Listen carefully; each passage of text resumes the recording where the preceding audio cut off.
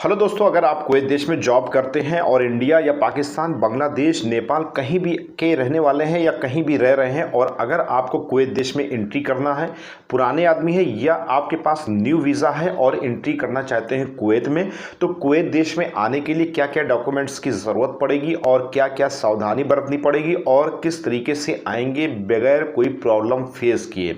क्योंकि दोस्तों, मैंने जो प्रॉब्लम फेस की, बहुत से लोगों की प्रॉब्लम को मैंने सॉल्व भी किया, तो मैं नहीं चाहता कि मेरे सब्सक्राइबर्स, मेरे व्यूवर्स परेशान हों और किसी भी तरह की प्रॉब्लम्स को फेस करें।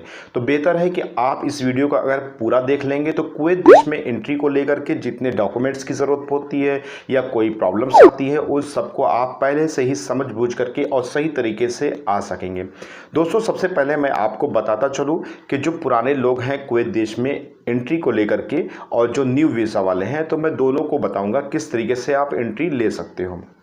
सबसे पहले दोस्तों, अगर आप कुवैत देश के रहने वाले हैं, यानी कि कुवैत देश में जॉब करते हैं और सफ़र गए थे, छुट्टी गए थे और छुट्टी ख़त्म होने के दौरान आप कुवैत देश में एंट्री करना चाहते हैं, तो सबसे पहले आपके लिए यानी कि आपके पास जो डॉक्यूमेंट्स होना चाहिए वो ओरिजिनल सिविल आईडी होना चाहिए।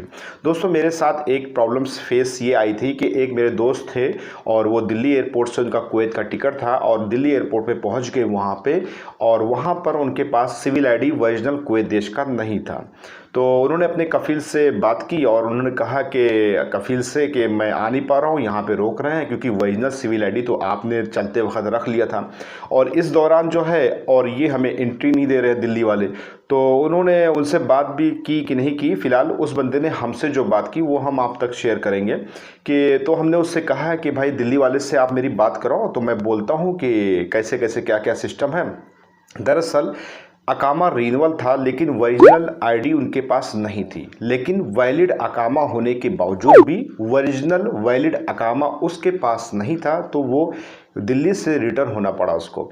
मैंने कितनी मरतबा उसको कहा, समझाने की कोशिश की। अच्छा, उस दौरान या यहाँ कह लीजिए कि कोरोना के दौरान कुवैत में एंट्री के लिए कुवैत मोबाइल आईडी का होना बहुत ही ज़रूरी है। तो कफ़ील से बात हुई तो उन्होंने भी कहा, कफ़ील ने भी कहा कि कुवैत मोबाइल आईडी दिखा दो, उसमें तो वैलिड और रिन्यूअल दिखाएगा। लेकिन दिल्ली के एयरपोर्ट वालों ने कहा कि भाई हमें ओरिजिनल देखना है, अगर ओरिजिनल आप नहीं दिखा सकते तो आप कुवैत देश के लिए एंट्री नहीं कर सकते, यानी रवानगी नहीं भर सकते प्लेन के ज़रिए से।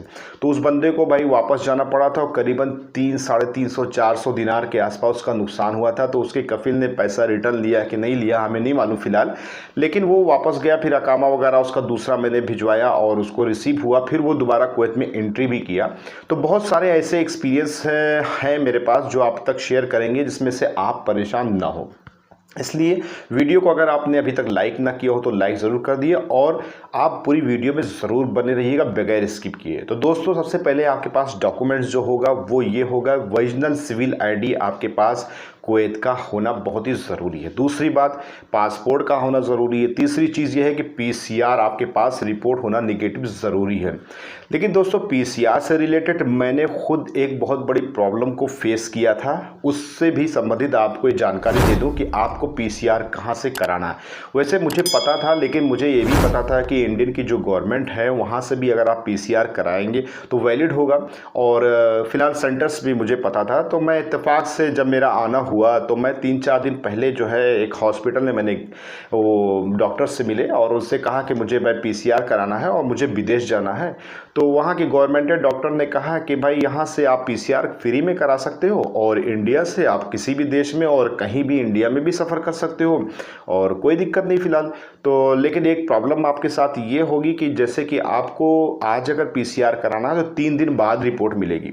तो हमने कहा कि भाई हमें तो करीबन काफ़ी घंटे मिल जाते हैं सफ़र के दौरान, तो हमने कहा कि ठीक है, वो रिपोर्ट अगर हमें सफ़र के 1 दिन पहले मिल जाएगी, यानी कि हमारा मान लीजिए बाई चांस कल फ़्लाइट है और आज हमें पीसीआर रिपोर्ट मिल जाती है तो नो डाउट हम आराम से चले जाएंगे। जब हमने कोरोना की जाँच करा ली तो कोरोना की जाँच कराने के दौरान जिसने जाँच किया उसने भी कहा कि आपको 3 दिन बाद रिपोर्ट मिलेगी। अब देखिए, गवर्नमेंट में अगर आप पीसीआर करा रहे हैं तो वहाँ पर पहली बात तो कोई कॉस्ट नहीं लगती है, लेकिन अगर आप करा रहे हैं तो 3 दिन बाद आपकी रिपोर्ट मिलती है। मैंने ये रिस्क ले लिया और फिलहाल उसी आधार पे मैं आया। नो डाउट कोई प्रॉब्लम्स जो फेस मैंने की वही आपके साथ शेयर करना चाह रहा हूँ। तो ये सब ले करके जब मैं लखनऊ एयरपोर्ट पे पहुँचा तो वहाँ पर उन्होंने जब मेरा PCR देखा तो वहाँ पे मैंने बहुत से लोगों से भी मिले और बहुत से लोगों को देखा कि PCR बहुत से जगह का डिफरेंट टाइप का है। तो मैंने एक एम्प्लॉय से एयरपोर्ट की पूछा कि भाई मैंने एक गवर्नमेंटेड हॉस्पिटल से करा रखा है PCR, तो भाई इसके लिए क्या प्रोसीजर है। तो वहाँ पे बड़ी बड़ी लंबी लाइनें लग रही थी और दुबई वगैरह के लिए अलग से 3500 रुपया लिया जा रहा था और सबका अलग अलग चार्ज था। तो हमने कहा भाई हमें दुबई हो के जाना है, ना कि डायरेक्ट दुबई जाना है, बल्कि दुबई होके हमें कुवैत जाना है और मेरे पास PCR है, तो मैं दोबारा PCR क्यों कराऊं। तो इससे लेकर के काफ़ी थोड़ी बहुत जो भी मेरी बातचीत हुई तो उन्होंने मुझे एंट्री तो दी लेकिन आधा एक घंटा अलग बैठा दिया और सबकी बोर्डिंग होती रही और मेरी बोर्डिंग नहीं हो पाई उस दौरान। तो मुझे बहुत टेंशन था कि यार मैं PCR अभी रिपोर्ट लेकर के आया तो गवर्नमेंट की तो यार मान होना चाहिए, लेकिन यहाँ पे बहुत से लोग जो है प्राइवेट सेक्टर से भी PCR लेकर के आए थे।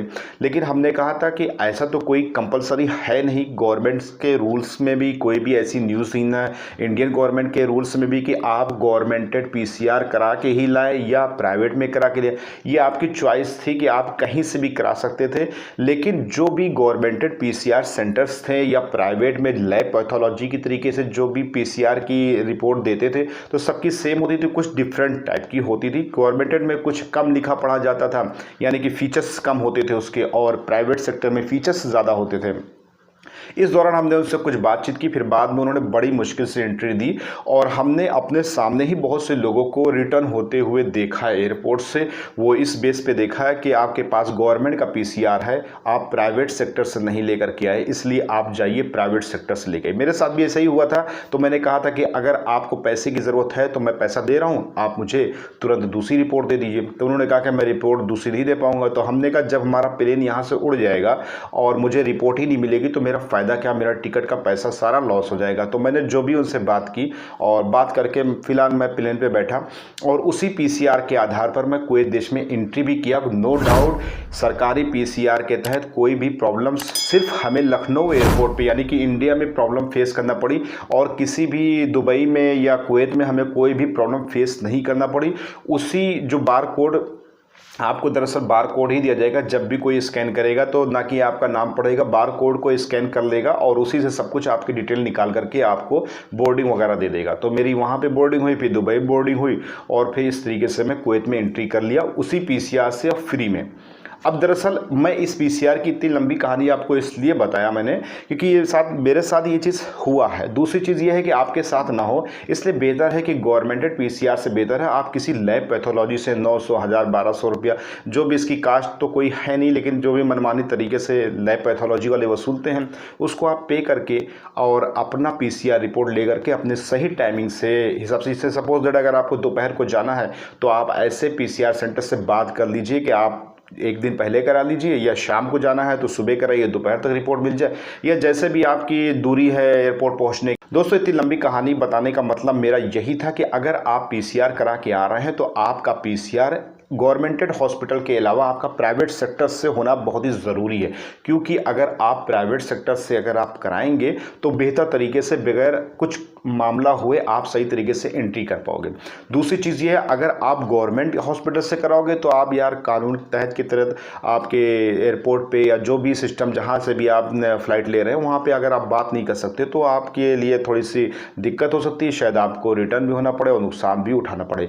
इसलिए बेहतर यह है कि आप PCR की रिपोर्ट जो है वो प्राइवेट सेक्टर से लीजिए, सही टाइम पे लीजिए। सपोज दैट अगर आपको शाम को जाना तो सुबह रिपोर्ट ले सकते हैं, या अपना जैसा हिसाब से आप आ सके, लेकिन बस मेरा कहने का मतलब है PCR रिपोर्ट आप प्राइवेट सेक्टर से ही करा के आए। दूसरी चीज़ ये है कि आपके पास PCR हो गया और पासपोर्ट हो गया, ओरिजिनल सिविल ID हो गया, और इसके अलावा आपके पास जब आपकी फ़्लाइट हो 2 दिन 3 दिन बचे तो आप कुवैत मोसफ़र पे आप रजिस्टर हो सकते हैं। इसके अलावा Kuwait mobile ID app play store से आप डाउनलोड कर लीजिए और उस ID पर आप रजिस्टर्ड हो जाइए। अब उस ID को रजिस्टर होने के लिए आपको क्या क्या सावधानी बरतना पड़ेगी, इसके लिए भी आपको बताना बहुत ही ज़रूरी है। इम्यून ऐप भी आपको डाउनलोड करना पड़ेगा और इम्यून में भी आपका जो कोरोना की जो फाइनल रिपोर्ट आपका सर्टिफिकेट होगा वो सर्टिफिकेट अपलोड होगा, वो ग्रीन होगा और जब सिग्नल ग्रीन होगा तो आप एंट्री कर पाएंगे। अब इम्यून और कुवैत मोबाइल आईडी के बारे में पूरी फुल जानकारी मैं नेक्स्ट वीडियो में दूंगा, लेकिन अभी कुछ मेन टॉपिक पर और आपको सरसरी तौर पर बता सकूँ कि मैं कुवैत देश में कैसे एंट्री किया। तो ये डॉक्यूमेंट्स की मेरे पास ज़रूरत थी, आपको मैंने बता दिया। Kuwait mobile ID, immune app वगैरह सब कुछ आपका क्लियर होना चाहिए। हो सके तो आप इन सब का भी प्रिंट आउट निकाल के रख सकते हैं। जब मैं दुबई पहुंचा तो दुबई में भी यही सब डॉक्यूमेंट्स की ज़रूरत पड़ी और इनको मैंने दिखाया और स्कैन वगैरह उन्होंने किया। फिर बोर्डिंग हुई, फिर मैं लखनऊ से दुबई और दुबई से फिर मैं कुवैत में एंट्री कर लिया। अच्छा, दरअसल दोस्तों कुवैत में जब मैंने एंट्री की तो कुवैत में जब प्लेन से मैं बाहर आया तो वहाँ पर लाइन लगी हुई थी और कुवैत में जब मैंने एंट्री की तो वहाँ पर मुझसे कोई डॉक्यूमेंट्स नहीं मांगा गया, सिर्फ हमसे कहा गया ओरिजिनल पासपोर्ट है। तो वो तो भाई सिंपल सी बात है, हाई है, वो तो दिखाई दिया। इसके अलावा ओरिजिनल सिविल आईडी उनको दिया, तो वहाँ पर काउंटर था तो उस ओरिजिनल सिविल आईडी दिया तो उन्होंने चेक किया, शायद उसमें मशीन से कुछ स्कैन वगैरह किया, उसके बाद मेरा एक फिंगर लिया उंगली का और फ़ोटो वगैरह ली, यानी कि पासपोर्ट पे स्टाम्पिंग वगैरह मोहर वगैरह मार के देते हैं कैसे एंट्री वगैरह की। और उसके बाद फिर मुझे पासपोर्ट और सिविल आईडी और ये सब होने के बाद मैं जब बाहर निकला तो बैग वगैरह लगेज वगैरह मिल गया सामने। और लगेज लेकर के जब मैं बाहर निकला तो वहाँ पर कुछ पुलिस वालों ने, कुछ लोगों ने रोक लिया और जांच करने के पर्पज़ से। तो उसमें बैग वगैरह में जांच वगैरह करते हैं, तो तंबाकू है या कोई भी चीज़ नशीली चीज़ आप जो है नहीं ला सकते हैं कोई देश में। तो थोड़ी सी उसकी फार्मेलिटीज़ होती है, तो उन्होंने अपनी फार्मेलिटीज़ पूरी की, उसके बाद मैं बाहर आ गया। दरअसल दोस्तों मैं उसी फ्री पीसीआर पे आ गया, यानी कि मेरे पीसीआर से रिलेटेड कोई भी अमाउंट खर्चा नहीं हुआ। लेकिन दोस्तों अगर आप खर्चा करके आएंगे तो बेहतर और सही तरीके से आ पाएंगे, आपको ज़्यादा मगरमारी या ज़्यादा कुछ मामला फेस नहीं करना पड़ेगा। तो बेहतर है कि आपको इस वीडियो में जानकारी मिली। लेकिन दोस्तों इसमें जो न्यू वीज़ा के तहत आएंगे, न्यू वीज़ा के तहत भी सेम प्रोसीजर होगा। कुवैत मोबाइल आईडी और इम्यून ऐप और Kuwait mobile ID new visa के तहत नहीं होगा, इम्यून होगा। इम्यून डाउनलोड करना पड़ेगा, उसमें सब न्यू वीज़ा के तहत रिलेटेड सारी इन्फॉर्मेशन डालनी पड़ेगी। और दोस्तों इम्यून के अलावा आपके पास वही सेम प्रोसीजर, आपका पीसीआर हो गया, कुवैत मुसफ़र हो गया, ओरिजिनल पासपोर्ट हो गया और ओरिजिनल आपका वो वीज़ा हो गया। ये सब डॉक्यूमेंट्स लेकर के न्यू वीज़ा वाले जो हैं और इम्यून ऐप में रजिस्टर्ड करके, इम्यून ऐप का मोबाइल में पूरा ऐप रहेगा और उसको हर जगह खोलेंगे और हर जगह उसको दिखाना भी पड़ता है, दिखा करके मतलब ओपन करके दिखाना पड़ता है। तो बेहतर है कि वो सब पूरा रजिस्टर करके रख करके आएंगे। और जो पुराने लोग हैं कुवैत देश में रहते हैं और आए हैं, तो वो लोग जो इम्यून और कुवैत मोबाइल आईडी पे रजिस्टर करते हैं इंडिया का नंबर, तो वो होता नहीं ना, बहुत सी प्रॉब्लम्स उसमें आती हैं पुराने लोगों के साथ दोस्तों। तो उसको मैं नेक्स्ट वीडियो में थोड़ा सा आपके साथ शेयर करूँगा। तो अगर आप बेहतर तरीके से हमारी इस वीडियो को सुने हैं और समझें और जानकारी लिए हैं, वीडियो अच्छी लगी होगी तो आप भाई लाइक कर दीजिएगा और चैनल पर पहली बार हो तो भाई सब्सक्राइब करना ना भूलिएगा। मिलते हैं नेक्स्ट वीडियो में। कुवैत मोबाइल आईडी और इम्यून की कुछ प्रॉब्लम्स कैसे आप फेस करेंगे और उस प्रॉब्लम से आप कैसे बचें, तो इसी से रिलेटेड मिलते हैं नेक्स्ट वीडियो में। तब तक के लिए अस्सलाम वालेकुम, सत श्री अकाल, नमस्ते।